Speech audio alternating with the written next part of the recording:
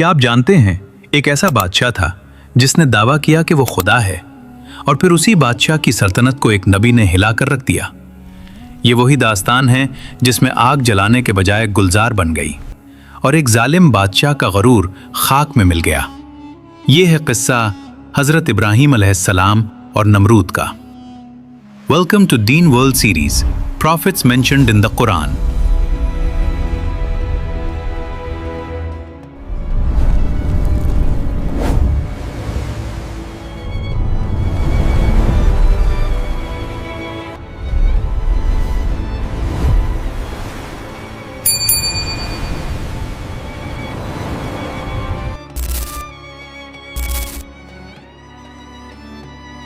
आज की इस गहरी तहकीक में, या कह लिए इस तफसीली जायजे में, हम इसी तारीखी वाक़े की तहों को खंगालेंगे और ये समझने की कोशिश करेंगे कि कैसे एक ऐसा इंसान जिसे सारी दुनिया सजदा करती थी, वो सिर्फ एक हकीर से मच्छर के सामने बेबस हो गया। हाँ, तो चले इस बात की तह तक पहुंचते हैं कि ये दास्तान आज की इंसानी नफ्सियात और ताकत के नशे के बारे में हमें क्या बताती है। देखें, ये वाकया वाकई सोच के कई नए दरवाजे खोलता है।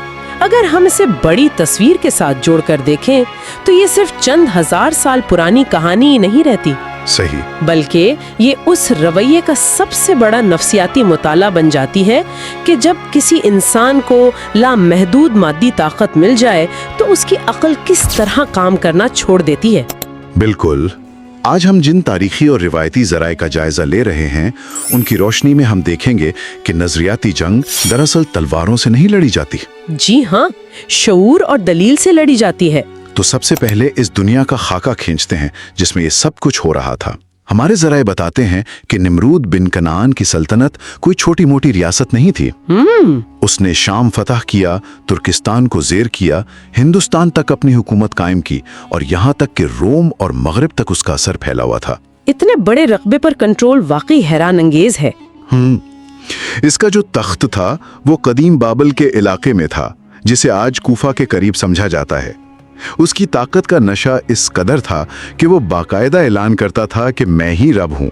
मतलब मुकम्मल डिक्टेटरशिप। बिल्कुल। मुझे ये बताएं, इंसान के पास जब दुनियावी ताकत आती है तो वो डिक्टेटर तो बन जाता है, लेकिन निमरूद आसमान की तरफ तीर फेंककर यूं क्यों कहता था कि अगर ऊपर कोई खुदा है तो मैं उसे भी मार दूंगा?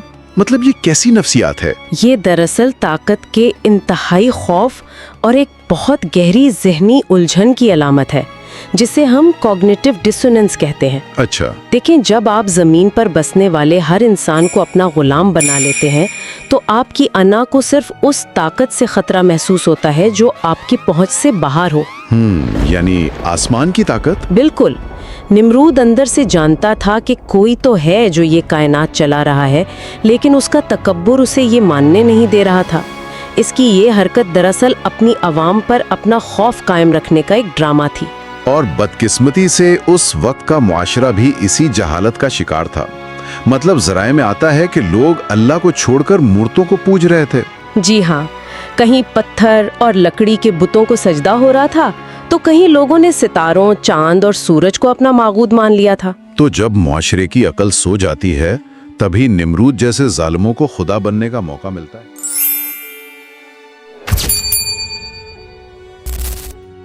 निमरूद के दरबार में नुजूमियों ने एक पेशन गोई की। वो पेशन गोई के एक ऐसा बच्चा पैदा होने वाला है जो उसकी सल्तनत को खत्म कर देगा। हाँ, अब यहाँ हमें इस ताकतवर बादशाह का असल चेहरा, मतलब उसका डरपोक चेहरा नजर आता है। उसने खौफ के मारे हुक्म दिया कि तमाम हामला औरतों के बच्चों को कत्ल कर दिया जाए। लेकिन इन तमाम पाबंदियों के बावजूद हजरत इब्राहिम अलैहिस्सलाम की पैदाइश इराक में हुई। जी, और तारीखी ज़राए बताते हैं कि बाबुल के इलाके, जिसे ऊर कहा जाता है, उसकी एक तारीख गार में ये विलादत हुई।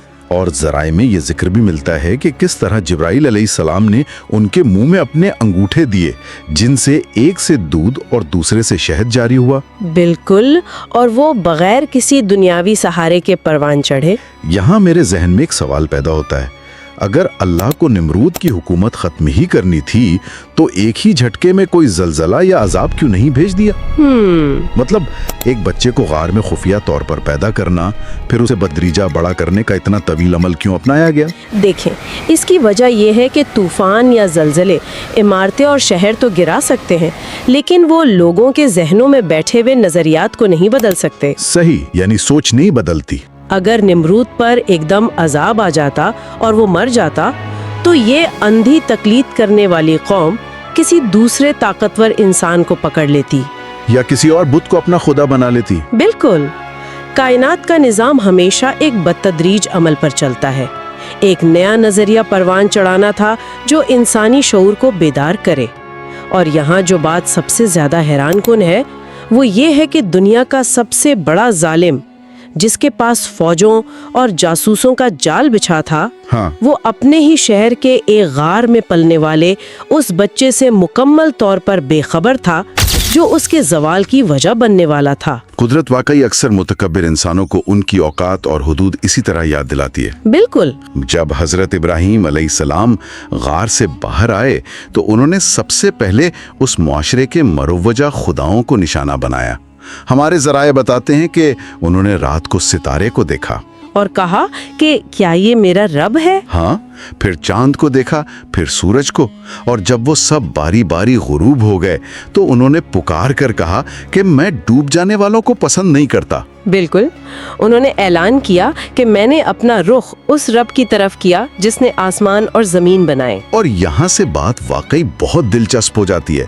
उन्होंने सीधा जाकर बादशाह के महल पर हमला नहीं किया, बल्कि कुल्हाड़ा उठाकर कौम के बुतों को तोड़ने का फैसला किया। जी, वो मशहूर मेले वाला वाकया। हाँ, जब पूरी कौम एक मेले पर गई हुई थी तो उन्होंने मौका पाकर सारे बुत तोड़ दिए और कुल्हाड़ा सबसे बड़े बुत की गर्दन पर रख दिया। नमरूद को छोड़कर इन बेजान बुतों को निशाना बनाने के पीछे क्या हिकमत अमली थी भला? मैं बताती हूँ। बुतों को तोड़कर कुल्हाड़ी बड़े बुत पर रखना महज कोई गुस्से का इजहार नहीं था, ये उनकी सोई हुई अक्ल पर एक शदीद वार था। सही। जब लोग वापस आए और उन्होंने हैरान होकर पूछा कि ये किसने किया है, तो हजरत इब्राहीम अलैहिस्सलाम का ये कहना कि उस बड़े बुत से पूछ लो अगर ये बोल सकता है,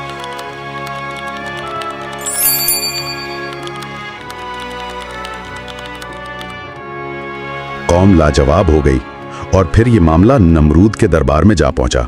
वहां नमरूद ने तकब्बुर में आकर दावा किया कि मैं भी जिंदा करता हूं और मारता हूं, यानी मैं जिसे चाहूं छोड़ दूं और जिसे चाहूं सजाए मौत दे दूं। बिल्कुल। इस पर हजरत इब्राहीम अलैहिस्सलाम ने वो तारीखी दलील दी जिसने सब कुछ वाज़े कर दिया। उन्होंने फरमाया, मेरा रब सूरज को मशरिक से निकालता है तो इसे मगरिब से निकाल कर दिखा। ये एक ऐसा वार था जिसका नमरूद के पास कोई दिफा नहीं था। बिल्कुल। तो क्या वो वहाँ हार मान गया?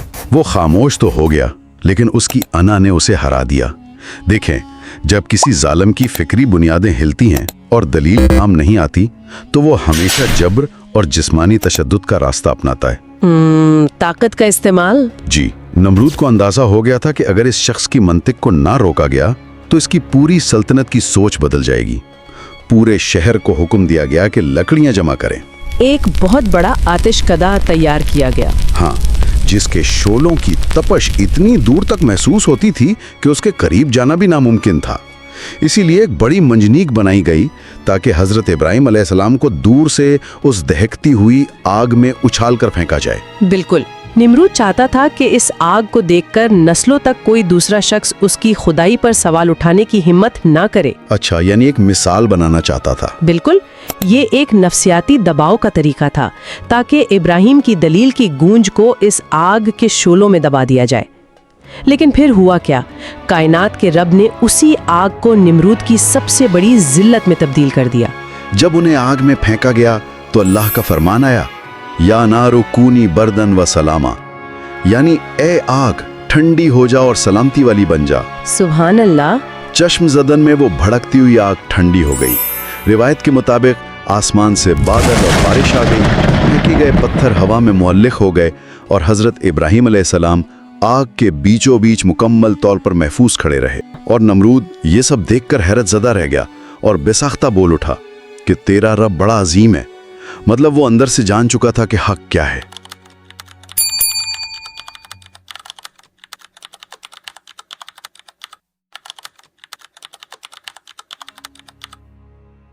हक का रास्ता अपनाने के लिए मादी कुर्बानी देनी पड़ती है और निमरूद का गुरूर उसके आड़े आ गया। दूसरी तरफ जिन लोगों के दिलों में सच्चाई की तलब थी, उनकी जिंदगियां बदल गईं। निमरूद की अपनी बेटी ने भी वो मंजर देखा था। जी, रिवायत के मुताबिक उसकी बेटी ने महल से जब ये मंजर देखा तो वो पुकार उठी कि इब्राहिम का रब हक है और उसने इस्लाम कबूल कर लिया। अरे वाह। हत्ता के निमरूद का एक बहुत मुतकब्बिर वजीर था, हामान। अच्छा। उसकी आंख में आग की चिंगारी गिरी और वो शदीद तकलीफ में मुब्तला हो गया, जो उसके तकब्बुर पर एक सीधी चोट थी। ये वाकई दिलों के पलटने का वक्त था। निमरूद की बेटी को जब सजा मिलने लगी तो रिवायत में आता है कि एक बादल उसे दूर ले गया और वो महफूज हो गई। बिल्कुल, लेकिन निमरूद ने कहा कि मैं तेरे रब के लिए कुर्बानी दूंगा। उसने 4000 गायें कुर्बान करने का इरादा किया, सोना चांदी देना चाहा। लेकिन हजरत इब्राहिम अलैहिस्सलाम का जवाब बिल्कुल साफ था कि जब तक ईमान ना लाओ कोई कुर्बानी कबूल नहीं, क्योंकि अल्लाह को तुम्हारी दौलत की जरूरत नहीं है। निमरूद दरअसल इस नए खुदा को रिश्वत देकर अपना पुराना निजाम बचाना चाहता था। उसके वजीर हामान जैसे दरबारियों ने भी उसे बहकाया कि शायद ये कोई जादू है जिसकी वजह से इब्राहिम बच गया। जब इंसान अपनी अना के खोल में बंद हो जाता है तो वो मंतिक को भी अपने तकब्बुर के हिसाब से मोड़ लेता है, और इसी पागलपन में निमरूद ने वो इंतहाई कदम उठाया जहां उसने सोचा कि वो आसमान वाले खुदा से बराह रास्त जंग करेगा। और फिर कुदरत ने उसके इस फलक बोस गुरूर को मिट्टी में मिलाने के लिए क्या भेजा? कोई जलजला नहीं, कोई आसमानी बिजली नहीं, और ना ही कोई बहुत बड़ी फौज। जी, बल्कि मच्छरों का एक लश्कर। बिल्कुल, मच्छरों का लश्कर। ज़राए में दर्ज है कि ये इतना वसी लश्कर था कि उसने आसमान को ढांप लिया, और निमरूद की वो अजीम फौजें, उसके वो बड़े बड़े हथियार, सब के सब इन हकीर मच्छरों के सामने बेबस हो गए। वो बादशाह जो कल तक दुनिया को झुकाने का दावा करता था, अपनी फौज को उन कमजोर कीड़ों के हाथों तबाह होते देख रहा था। और फिर एक मच्छर निमरूद के जिस्म में दाखिल होकर सीधा उसके दिमाग में जा बसा। जब वो मच्छर उसके दिमाग में हरकत करता तो उसे ऐसी शदीद तकलीफ होती कि वो तड़प उठता, और उस दर्द का वाहिद वक्ती इलाज क्या था भला? क्या था? वो अपने ही गुलामों और नौकरों से कहता था कि मेरे सर पर जूते मारो ताकि मुझे सुकून मिले। आग से बच निकलना हजरत इब्राहिम अलैहिस्सलाम का मौजज़ा था, लेकिन एक मच्छर के हाथों अपने ही नौकरों से जूते खाकर मरना, ये निमरूद के तकब्बुर का सबसे मंतकी और इबरतनाक अंजाम था।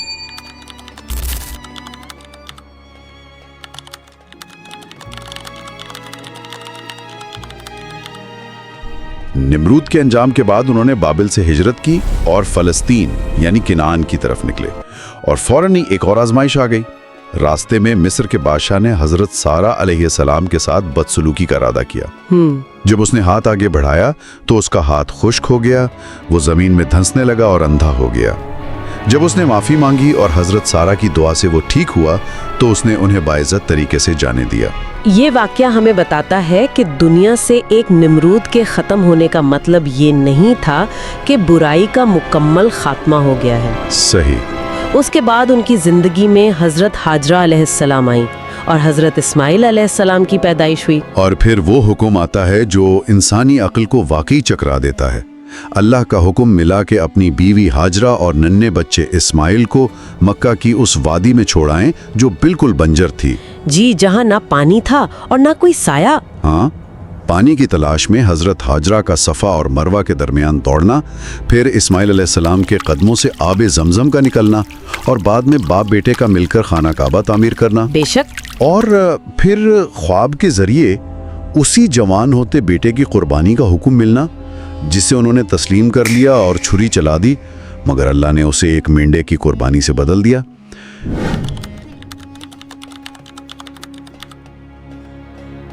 कौम को एक किबले की जरूरत थी, एक मरकज चाहिए था, एक आसमानी पत्थर का जिक्र भी आता है इस हवाले से। तो मक्का जैसी बंजर जगह का इंतखाब इसलिए किया गया ताकि दुनिया देख ले कि ये नया मरकज़ किसी दुनियावी बादशाह की दौलत से नहीं बल्कि खालिस तवक्कुल और कुर्बानी की बुनियाद पर खड़ा किया गया है। यानी पुराने निज़ाम को मिटाना मरहला एक था और एक ऐसे नए इंसानी शऊर की तामीर करना जिसका मरकज़ खाना काबा बना, ये दूसरा मरहला था। जी बिल्कुल। और जहाँ तक बेटे की कुर्बानी का ताल्लुक है तो वो इस नए निज़ाम के मेमार की रूह का आखिरी और सबसे बड़ा इम्तिहान था। क्या इंसान अल्लाह की मोहब्बत के मुकाबले में दुनिया के सबसे प्यारे रिश्ते को कुर्बान कर सकता है? बेशक। जब उन्होंने ये साबित कर दिया तो अल्लाह ने कुर्बानी को बदलकर उनकी नस्ल को वो इज्जत बख्शी जो आज हजारों साल बाद भी कायम है। असल कामयाबी दुनियावी आराम और तख्त पर बैठने में नहीं है, बल्कि असल कामयाबी हर हाल में हक की खातिर सब्र, यकीन और कुर्बानी का वो जज्बा है जिसने इस बंजर सहरा को आज दुनिया का सबसे बड़ा मरकज बना दिया। आज की इस गहरी और तवील गुफ्तगू के इख्तिताम पर हम इस तारीख की रूह से जुड़ा एक ऐसा सवाल छोड़कर जा रहे हैं जिस पर हम सबको संजीदगी से गौर करना चाहिए। आज के इस जदीद और तेज़ रफ्तार दौर में जब हम अपनी टेक्नोलॉजी, मसनूई ज़हानत, जदीद हथियारों और अपने बेपनाह मादी वसाइल पर अंधा यकीन कर बैठे हैं, तो क्या हमने जाने अनजाने में अपने अंदर और अपने माशरे में नए निमरूद नहीं पाल लिए? बहुत गहरी बात है। और ज़रा सोचिए, अगर हमारी इस बज़ाहिर नाकाबिल तस्खीर और परफेक्ट दुनिया में कुदरत का कोई अदना सा और गैर मरी मच्छर दाखिल हो जाए, तो क्या हमारा ये जदीद गुरूर, हमारी ये साइंसी तरक्की का तकब्बुर भी इसी तरह रेजा रेजा नहीं हो जाएगा जैसे बाबिल के उस बादशाह का हुआ था? इस सवाल पर ज़रूर सोचिएगा। हम आज की ये गुफ्तगू यहीं मुकम्मल करते हैं।